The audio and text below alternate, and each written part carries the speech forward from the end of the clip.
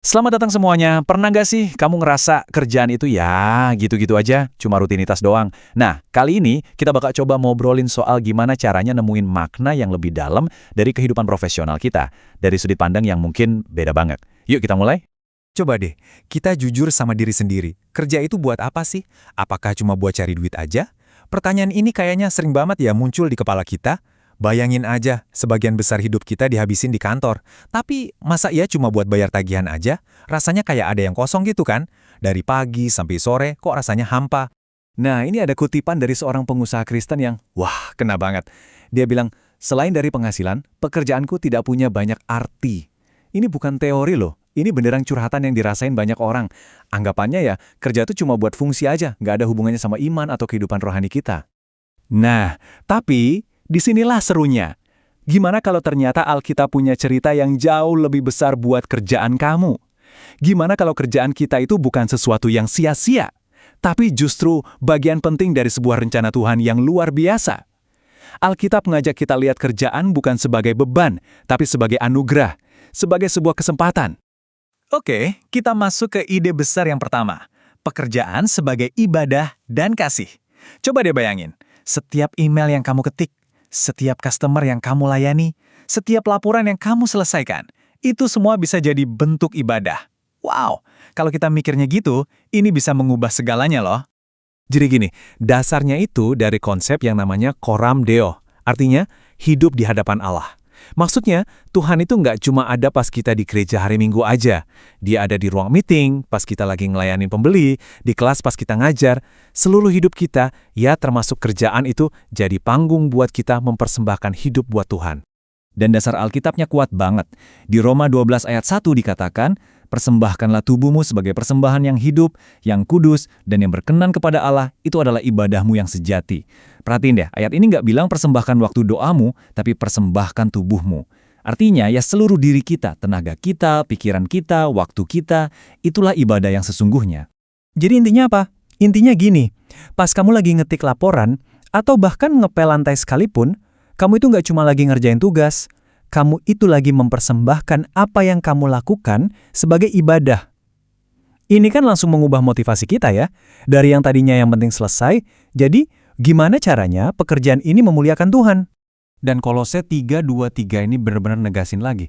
Apapun juga yang kamu perbuat, perbuatlah dengan segenap hatimu seperti untuk Tuhan dan bukan untuk manusia. Jadi penonton utama kita itu bukan bos, bukan klien, bukan manusia. Penonton utama kita itu Tuhan. Coba bayangin deh, kualitas kerja kita bakal beda banget kan kalau kita selalu ingat ini? Nah, ada satu lagi nih, dimensi yang keren banget dari kata-kata Martin Luther. Dia bilang, Tuhan tidak membutuhkan pekerjaan baik kita, tetapi sesama kita membutuhkannya.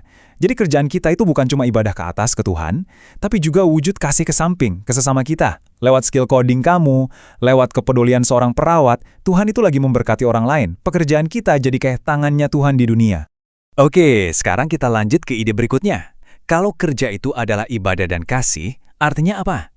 Artinya kantor kita itu bukan cuma sekedar gedung tempat cari duit, tapi sebuah ladang misi. Nah, di sini ada satu kata kunci yang penting banget, vokasi.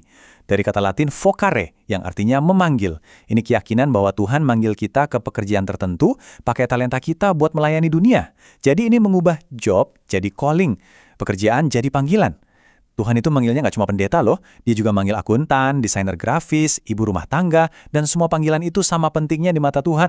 Dan Efesus 2 ayat 10 ini memperkuat itu. Karena kita ini buatan Allah, diciptakan dalam Kristus Yesus untuk melakukan pekerjaan baik yang dipersiapkan Allah sebelumnya untuk kita lakukan. Jadi kerjaanmu sekarang itu bukan kebetulan. Tuhan udah desain kamu dengan talenta dan passion tertentu. Dan dia juga udah nyiapin pekerjaan baik buat kamu. Keren banget kan? Terus tujuannya apa sih panggilan ini? Nah, ternyata ada dua.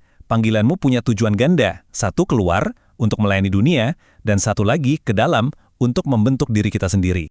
Gini cara kerjanya. Tujuan keluar, cara kita kerja, jujur, profesional, penuh kasih, itu jadi kesaksian hidup buat orang di sekitar kita. Mereka bisa lihat karakter Kristus lewat kita. Nah, tujuan ke dalam, tantangan di kantor, kayak bos yang nyebelin atau deadline yang gila-gilaan, itu jadi alat Tuhan buat ngebentuk karakter kita. Disitulah kesabaran, kerendahan hati, dan iman kita dilatih.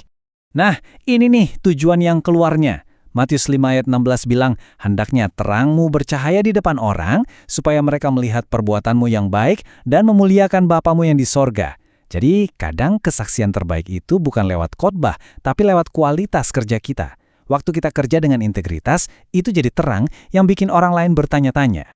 Dan ini tujuan ke dalamnya. Yakobus 1 bilang, cobaan itu menghasilkan ketekunan. Jadi, bos yang sulit atau proyek yang gagal itu bukan sekedar rintangan loh. Kalau kita lihat dari kacamata iman, itu adalah ujian dari Tuhan buat numbuhin karakter kita. Ingat ini, pekerjaan itu bukan cuma menghasilkan sesuatu, tapi juga membentuk seseorang. Oke, terus gimana cara prakteknya? Nah, semua ini mengerucut ke satu kata yang super penting, integritas. Inilah kesaksian kita yang paling nyata. Integritas itu jembatan antara iman di hati dan tindakan di kantor. Definisinya simpel. Integritas itu konsistensi antara apa yang kita percaya dan apa yang kita lakukan. Kedengarannya gampang ya, tapi prakteknya susah banget.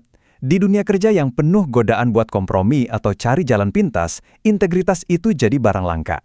Dan justru disitulah kesaksian kita jadi sangat kuat. Dan Roma 12 ayat 2 ini jadi panggilannya.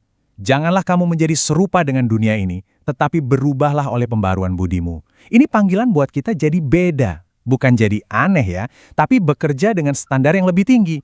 Standar kejujuran, keadilan, dan kasih, bahkan saat nggak ada yang lihat, atau bahkan saat itu merugikan kita. Oke, sekarang kita sampai di kesimpulan. Setelah kita lihat pekerjaan sebagai ibadah, panggilan, dan tempat pembentukan, kita jadi sadar kalau pekerjaan kita itu nggak pernah sia-sia. Jadi, yuk kita rangkum, pekerjaanmu itu adalah bentuk ibadah harian. Juga jadi sarana buat kamu mengasihi sesama. Ini adalah panggilan yang bermakna dan kekal dari Tuhan. Sebuah kesempatan untuk bersaksi lewat perbuatan. Dan tempat untuk pembentukan rohani. Jadi nggak ada yang sia-sia sama sekali. Dan yang paling penting, kita nggak sendirian. Filipi 1 ayat 6 ngasih kita janji yang luar biasa. Ia yang memulai pekerjaan yang baik di antara kamu akan meneruskannya sampai pada akhirnya. Tuhan yang manggil kita. Dia juga yang bakal nemenin dan ngasih kita kekuatan. Dia terus bekerja di dalam dan melalui pekerjaan kita. Jadi, pertanyaan terakhir buat kamu. Besok pagi, gimana kamu akan memandang pekerjaanmu? Dengan semua ini, gimana kamu akan melihat meja kerjamu, to-do listmu, dan teman-teman kantormu? Karena pekerjaanmu punya makna yang jauh-jauh lebih dalam dari yang mungkin pernah kamu bayangkan.